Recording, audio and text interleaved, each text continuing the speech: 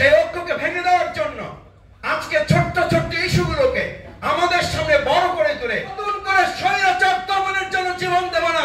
এখন তো এটা জানা নেই যে বাংলাদেশ থেকে ধানমন্ডিকে বিচ্ছিন্ন করে দেওয়া হয়েছে।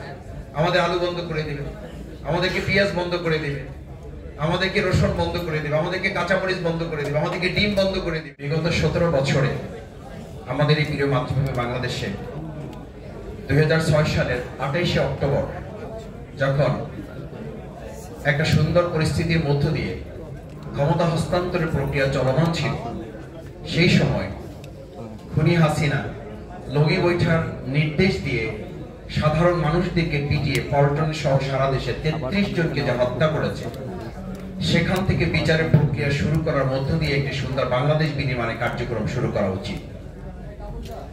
দ্বিতীয় হচ্ছে 2013 সালের 5ই মে ইসলাম বিদ্বেষী, আলেম বিদ্বেষী এবং দেশের স্বাধীনতার সার্বভৌম বিদ্বেষী সেই সরকার তৎকালীন সময়ে আলেমদের প্রতি তারা যে ন্যাক্কারজনক হত্যাকাণ্ড পরিচালনা করেছিল, সেটার বিচার দিয়ে যদি শুরু করা যায়, তাহলেও একটা সুন্দর বিনির্মাণ করা বাংলাদেশের যে স্বপ্ন আমরা দেখি, সেটি আমাদের। তারা সর্বপ্রথম টার্গেট করেছিল বাংলাদেশের সবচেয়ে চৌকস বাহিনী হিসাবে খ্যাত আমাদের সেই সময় যে বিডিআর বাহিনী ছিল, যে বাহিনী আমাদের প্রত্যেকটা সীমান্ত এলাকা পাহারা দেওয়ার জন্য জীবন বাজি রেখে দেশপ্রেমের চেতনায় উজ্জীবিত হয়, দেশের মানুষকে সামনে রেখে তারা ভূমিকা পালন করত। সর্বপ্রথম তারা আমাদের সেই চৌকস এবং অত্যন্ত দেশপ্রেমিক, বুদ্ধিমত্তা এবং যারা দেশ স্বাধীনতার পক্ষের একটা চেতনা যারা লালন করত, তাদেরকে হত্যা করার মধ্য দিয়ে মূলত বাংলাদেশের স্বাধীনতার সার্বভৌমত্বকে হত্যা করার সেদিন সিদ্ধান্ত তারা গ্রহণ করেছিল। সুতরাং সেদিন বিডিআর বিদ্রোহ না, বিডিআর হত্যাকাণ্ড তারা পরিচালনা করেছে। এবং আপনাদের মনে থাকার কথা, সেই দিনের ঘটনার প্রেক্ষাপট ধরে যদি আজকে শেখ হাসিনাকে সামনে নিয়ে এসে বিচারে দাঁড় করানো যায়, তাহলে আমরা বুঝতে পারবো যে এই যে প্রতিদিন এখন আমাদের সীমান্তগুলোতে উত্তেজনা তৈরি করা হচ্ছে এবং অত্যন্ত পরিকল্পিতভাবে আমাদের প্রতিবেশী রাষ্ট্র, আমার কাছে খুব হাস্যকর মনে হয় যে বাংলাদেশ 2024 সালের জুলাই আগস্টে জীবন বাজি রেখে গুলির মুখে দেশ এবং খুনি হাসিনার পতন চেয়েছিলাম, সেখানে একটা দলই পদত্যাগ করেছে। শুধু তাই না, একটা আধিপত্যবাদেরও পতন হয়েছে। সেরকম একটা রাষ্ট্রকে এখন চাল ডাল তেল আর পেঁয়াজ রসুনের হুমকি দিয়ে আমাদেরকে দমিয়ে রাখাটা বোকামি ছাড়া আর কিছুই না। এরপরে আমি আপনাদের কাছে একটা কথা বিনয়ের সাথে বলি, দেখ সময় একটা নতুন কিছু কিছু জায়গায় আমি মিডিয়ার একটা ইন্টেনশন খেয়াল করি যে কোথাও একটা ছোট চাঁদাবাজির ঘটনা ঘটেছে। এই চাঁদাবাজির ঘটনাটা কি বিগত 16 বছরের যত বড় বড় দেশ বিরোধী ষড়যন্ত্রমূলক, মানে শেয়ার বাজার লুট হয়েছে, বাংলাদেশে ব্যাংকগুলো শেষ করে দেওয়া হয়েছে, আমার তো মনে হয় অত্যন্ত পরিকল্পিতভাবে চাঁদাবাজির এই সূক্ষ্ম সূক্ষ্ম ঘটনাগুলো তুলে নিয়ে এসে শেয়ার বাজার লুটে বড় বড় ঘটনাগুলোকে কেউ কেউ পরিকল্পিতভাবে এগুলো আড়াল করতে চায়। আমাকে যখন মোহাম্মদপুর থেকে টিবি বিপ্লব গ্রেফতার করে, তখন গ্রেফতার করে সাথে সাথে আমাকে জানতে চেয়েছিল যে আপনি ধানমন্ডি ঢুকলেন কি করে।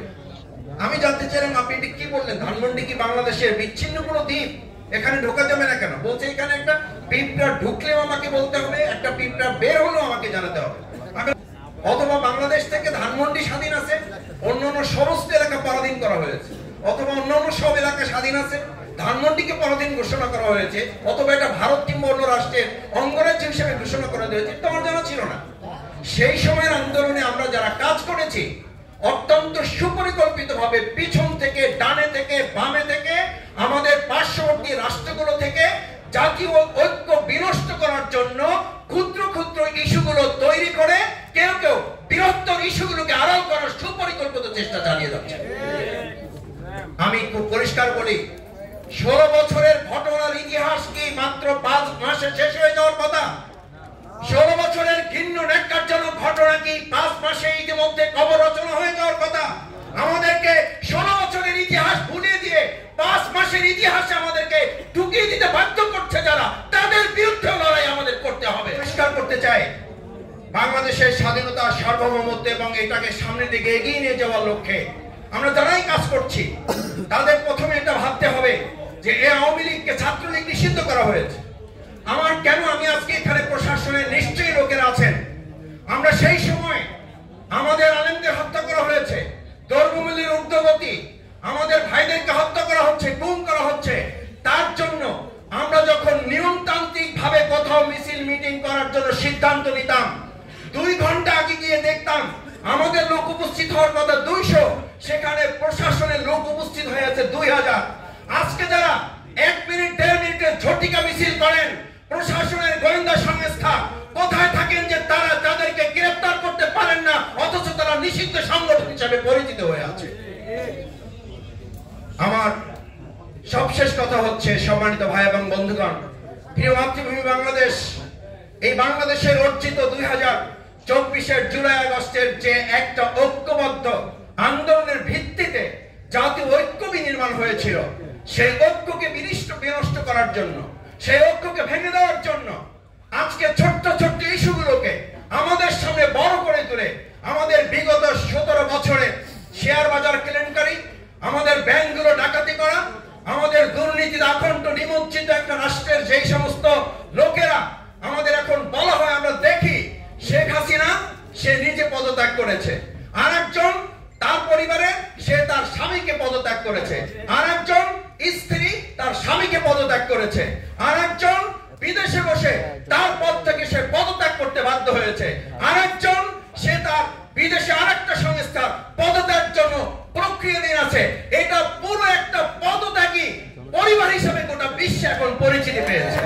সুতরাং সেরকম একটা পরিবারকে আজ আমাদের মাথায় রাখতে হবে, শুধু ছাত্রলীগ নয়, আওয়ামী লীগকেই চূড়ান্ত ভাবে তাদেরকে নিষিদ্ধ করে একটা চেতনার বাংলাদেশ বিনির্মাণের জন্য আমাদেরকে সিদ্ধান্ত গ্রহণ করতে হবে।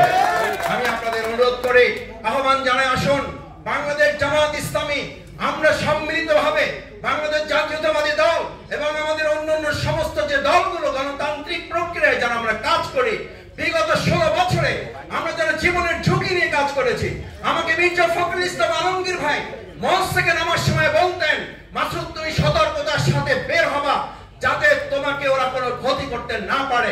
আমি এটা আমার কথা বলছি এই কারণে নয় যে আমার 3 বার যখন জেল থেকে বের করে আমাদেরকে আবার হাত পা বেঁধে ফেলে রাখা হতো, 7 দিন 5 দিন 9 দিন 10 দিন পরে আমাদেরকে আবার কোর্টে চালান দেওয়া হতো, হাস্যকর মনে হতো, বলতো যে গতকাল রাতে রামপুরা ব্রিজ থেকে তাকে গ্রেফতার করা হয়েছে। এত নির্লজ্জ একটা বাংলাদেশ যেখানে আমরা 17 বছরে পার করে এসেছি, সেই বাংলাদেশ বিনির্মাণে আজকে চেতনা বাংলাদেশের যে উদ্যোগ, আমি আশা করব সেই বাংলাদেশ বিনির্মাণে আমরা সবাই এখানে গণতান্ত্রিক প্রক্রিয়ায় যারা ফ্যাসিস্টের বিরুদ্ধে, আমি শুধু একটা কথা বলে শেষ করতে চাই, আমরা প্রায় বলি প্রয়োজন আবার জীবন দেবে, হ্যাঁ জীবন দেব অর্থনীতির জন্য, হ্যাঁ জীবন দেব সুন্দর সংস্কৃতি বিনির্মাণের জন্য, ইয়েস জীবন দেব সুন্দর পররাষ্ট্র নীতিমালা স্থায়ী করার জন্য, কিন্তু আর নতুন করে স্বৈরাচার দমনের জন্য জীবন দেব না। এমন একটা রাষ্ট্র বিনির্মাণ করব যেখানে আর কোন স্বৈরাচারী জন্ম নেওয়ার মাথা উঁচু করে দাঁড়াবার ঘোষণা দিতে পারবে না। কেন আমাদেরকে বারবার জীবন দিতে হবে? কেন আমাদের 53 বছর পরে এসে বলতে হবে এই দেশকে আবার স্বাধীন করতে হবে? আমাদের প্রত্যেকের জীবনের মূল্য আছে।